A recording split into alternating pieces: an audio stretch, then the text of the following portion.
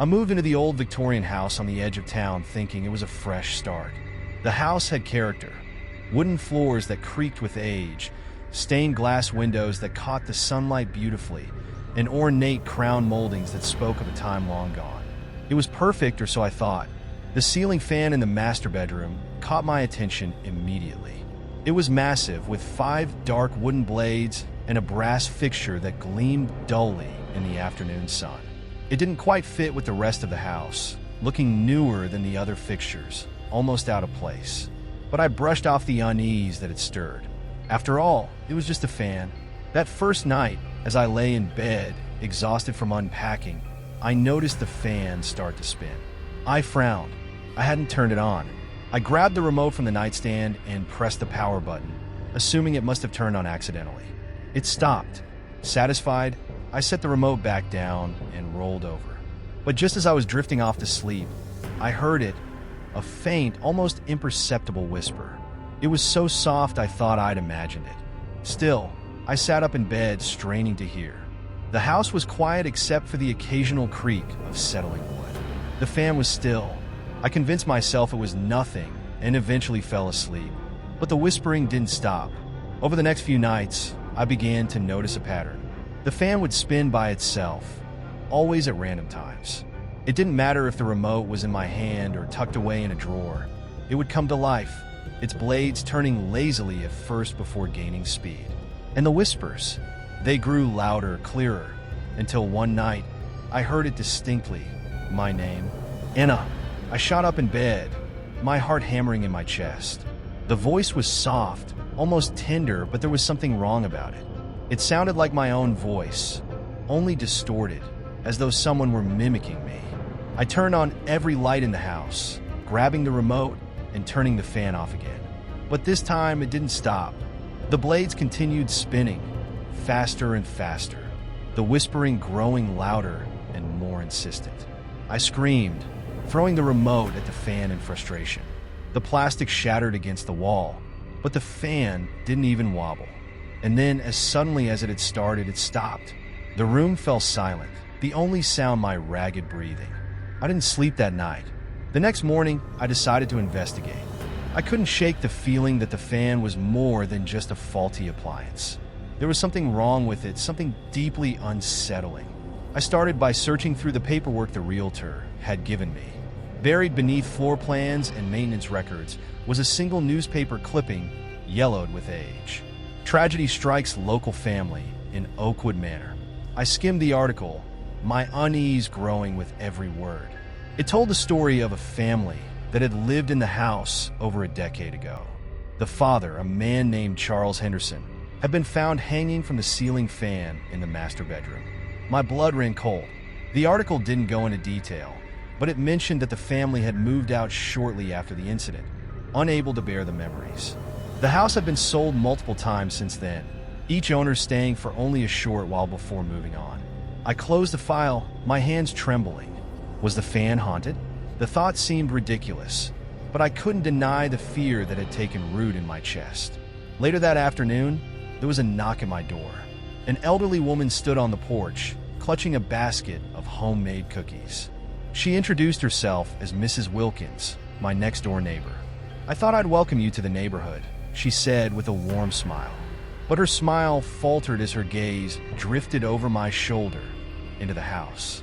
"You bought the Henderson place," she said, her tone suddenly serious. I nodded, confused by her reaction. "Is there something I should know about it?" She hesitated, her eyes narrowing. "Just be careful," she said finally. "That house has a history.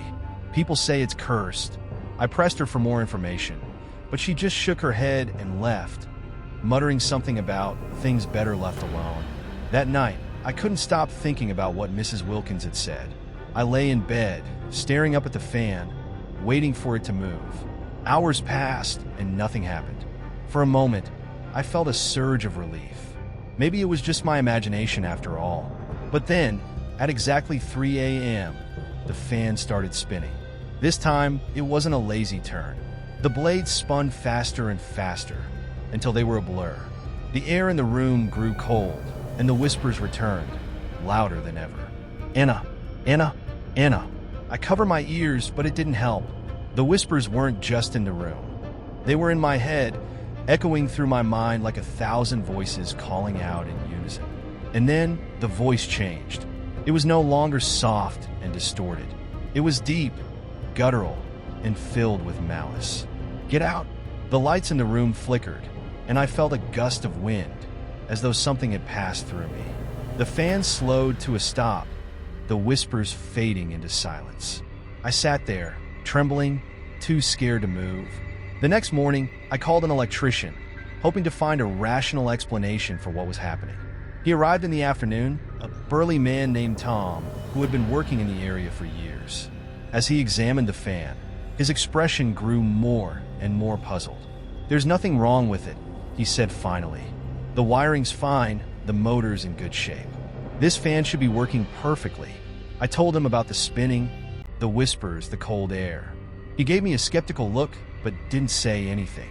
Before he left, he turned to me with a concerned expression. "If I were you, I'd replace that fan," he said. "Something about it gives me the creeps." I nodded, but deep down, I knew it wouldn't be that simple. That night, I decided to stay awake, determined to confront whatever was haunting my home. I sat in the living room, a baseball bat in one hand and a flashlight in the other. The hours dragged by, and I started to feel foolish. What was I expecting? A ghost to waltz into the room and introduce itself? But then, just past midnight, I heard it, the soft hum of the fan spinning upstairs. I crept up the stairs, my heart pounding in my chest. As I reached the top, I saw the fan spinning wildly, the shadows of its blades dancing across the walls. And then I saw it. A figure stood beneath the fan, its form dark and indistinct. It was tall, its limbs unnaturally long, and its face was blank, like a smooth sheet of glass. The whispers returned, louder than ever, filling the room with their sinister chorus.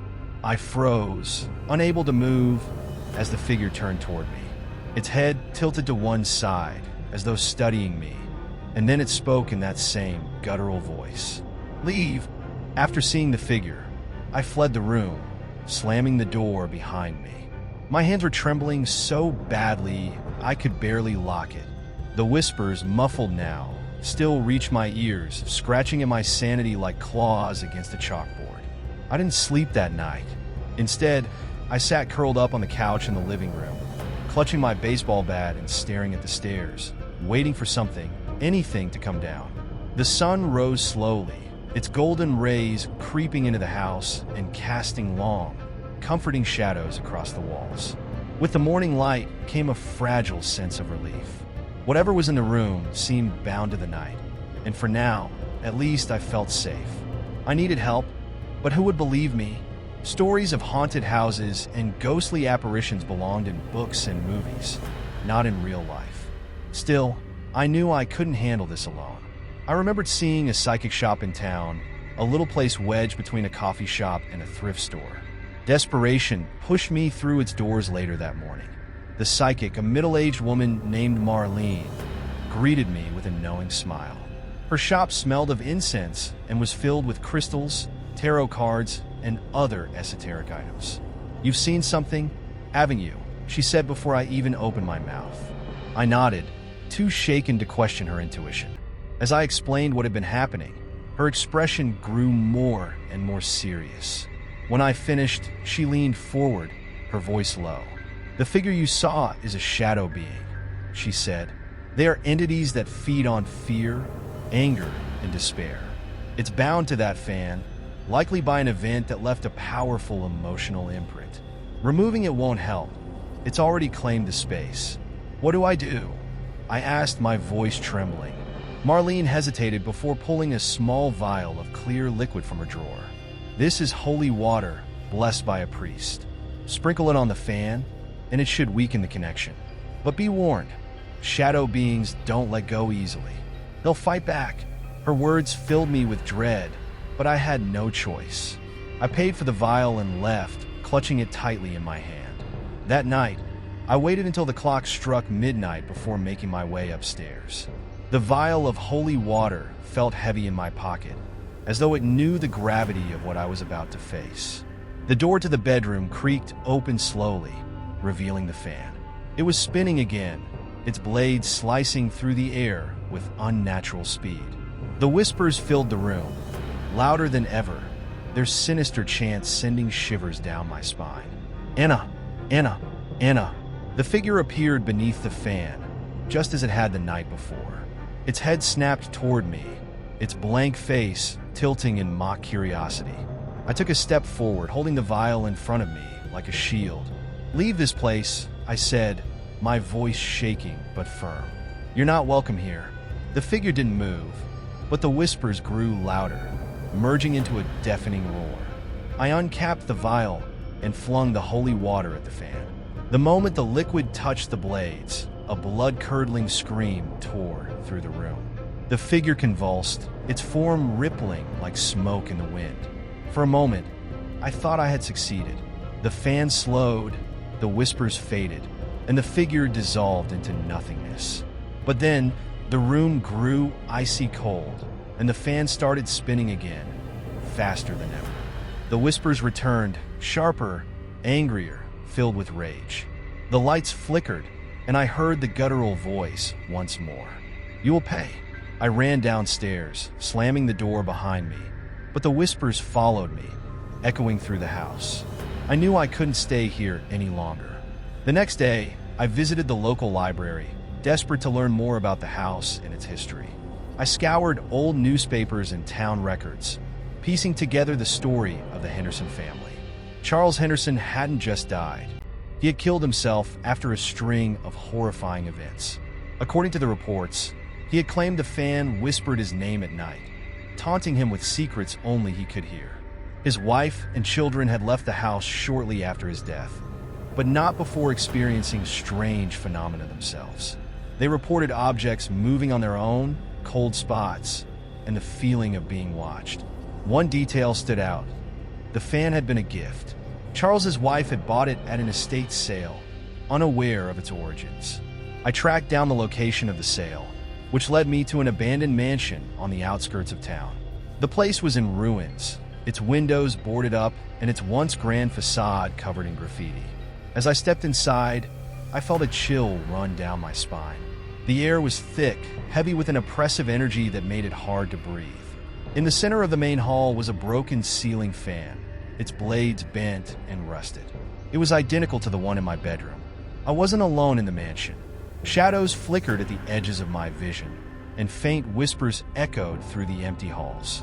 I realized then that the fan wasn't just an object.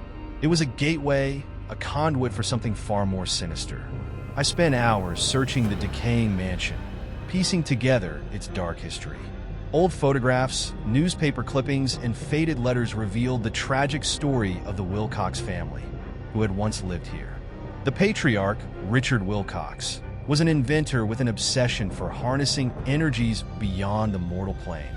He had created several strange devices, including the fan, which was meant to amplify spiritual frequencies. But something had gone horribly wrong. A journal I found in the ruins revealed chilling details. The whispers grow louder each night.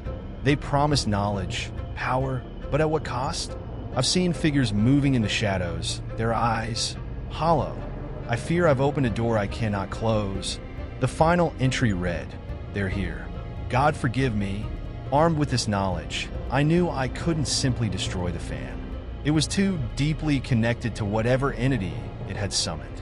Instead, I needed to find a way to sever the link between the fan and the otherworldly force it harbored. Marlene, the psychic, was hesitant when I returned to her shop. "You shouldn't have gone to the mansion," she said, her face pale. "The energy around you, it's darker now. It's feeding off your fear." She gave me a bundle of sage, a set of black candles, and a small book of banishment rituals. "This might help," she said, "but be careful. If you fail, it will only grow stronger." That night, I prepared for the ritual.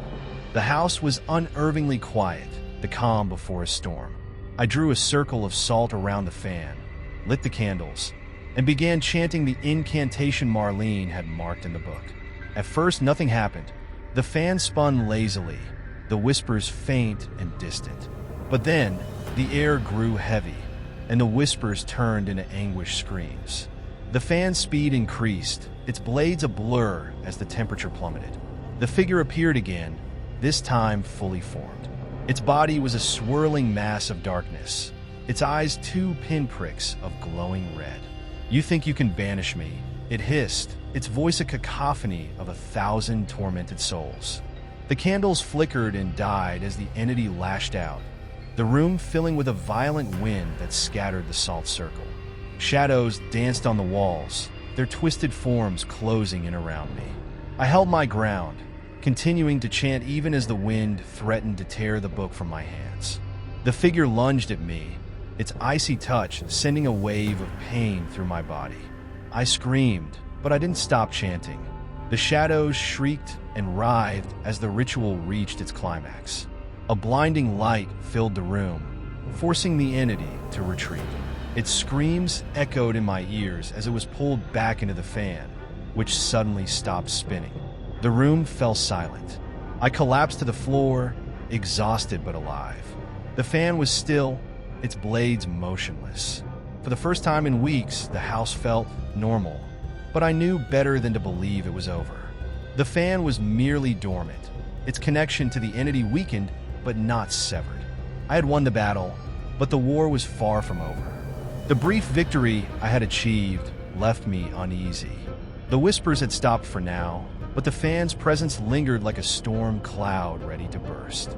I needed to know more about the artifact, its origins, and the entity it connected to. I returned to the mansion during daylight, hoping the sunlight would offer some protection. The house groaned under its own weight as if protesting my intrusion. In Richard Wilcox's study, I discovered a false panel in the wall. Behind it was a hidden safe. It took some effort, but I managed to crack it open. Inside, I found a small, leather-bound book and a peculiar metallic object shaped like a key. The journal was Richard Wilcox's private research log, filled with sketches and notes about his experiments. He described the fan in detail, calling it the Whispering Veil. It was a prototype, designed to act as a conduit to what he called the Plane of Echoes, a realm where lost souls and dark entities lingered. His notes grew increasingly frantic as he detailed his experiments. I thought I was communing with my wife's spirit, but the voice, it wasn't her. It knows things, sees things. It promised to bring her back if I opened the veil wider. I fear I have been deceived. The key, as the notes revealed, was meant to lock the mechanism permanently. But Richard never used it. I rushed back to Marlene's shop, clutching the journal and the key. She was visibly shaken when she saw the objects. "This is older than I thought," she murmured, running her fingers over the key. "This isn't just an invention." He tapped into something ancient, something that shouldn't have been disturbed.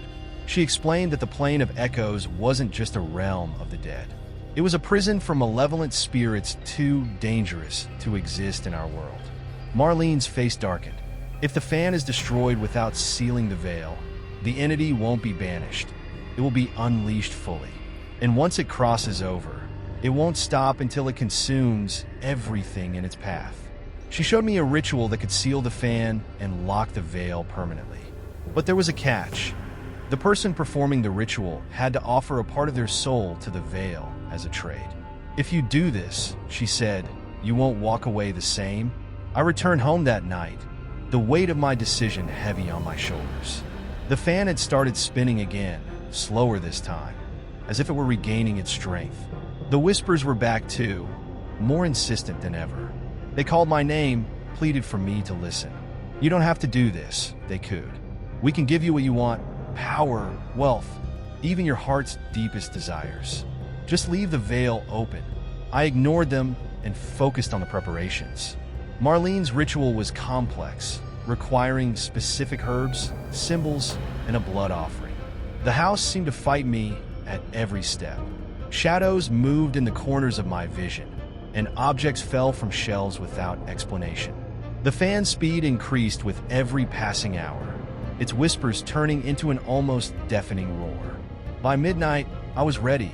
I had drawn the required symbols around the fan, lit the candles, and placed the key at the center of the circle. The entity appeared almost immediately, its form more solid and menacing than before. "You don't know what you're doing," it hissed, its voice shaking the walls. "You're meddling with forces beyond your comprehension." I ignored its threats and began chanting. The room erupted in chaos.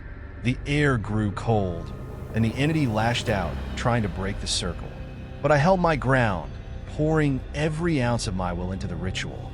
As the final words left my lips, the key began to glow. The fan's blade slowed, and the entity let out a piercing scream as it was sucked back into the veil. The light from the key intensified, and I felt a searing pain in my chest as a piece of my soul was torn away. When I woke, the fan was gone. In its place was a charred mark on the floor, a reminder of the battle that had taken place. I felt different, hollow, yet strangely at peace. The whispers were gone, and the house felt still. Marlene later confirmed that the ritual had worked, but at a cost. "You're marked now," she said. "The veil will always know you." I moved out of the house soon after, but the memories lingered. Sometimes in the dead of night, I feel a faint breeze, and for a moment, I swear I hear my name. When I woke, the fan was gone. In its place was a charred mark on the floor, a reminder of the battle that had taken place. I felt different, hollow, yet strangely at peace. The whispers were gone, and the house felt still. Marlene later confirmed that the ritual had worked, but at a cost. "You're marked now," she said. "The veil will always know you." I moved out of the house soon after, but the memories lingered. Sometimes in the dead of night, I feel a faint breeze, and for a moment, I swear I hear my name.